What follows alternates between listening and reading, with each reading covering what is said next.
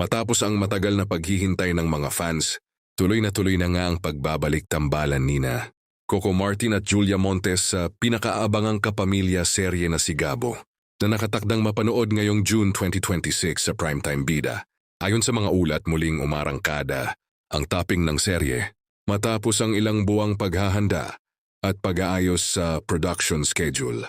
Excited na rin umano ang buong cast at production team dahil unti-unti nang nabubuo ang kabuuang direksyon ng proyekto na inaasahang magiging isa sa pinakamalalaking serye ng taon. Matatanda ang unang umugong ang balita tungkol sa Sigabo noong March pa, dahilan para masabik ang maraming manonood sa pagbabalik ng tambalan nina Coco at Julia sa isang heavy drama action project. Marami rin ang naniniwalang magiging kakaiba ang kanilang chemistry sa seryeng ito dahil mas mature at mas matindi umano ang tema nito kumpara sa kanilang mga naging proyekto noon. Sa kabila ng ilang usap-usapang naudlot umano ang proyekto, nilinaw ng mga source na tuloy pa rin ang produksyon nito.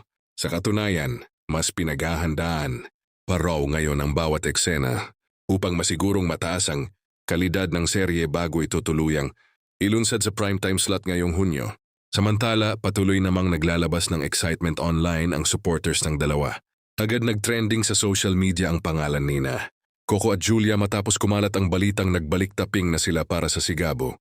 Parami ang umaasang magiging isa ito sa biggest teleserye comeback ng Kapamilya Network ngayong 2026. Sa ngayon, wala pang inilalabas na kompletong detalye tungkol sa buong istorya ng serye, ngunit tiniyak ng production insiders na puno ito ng action, drama, at emosyonal na tagpo na siguradong aabangan gabi-gabi ng mga manonood. Isa lang ang malinaw, handa ng muling magliyab ang primetime sa pagdating ng Sigabo ngayong June 2026.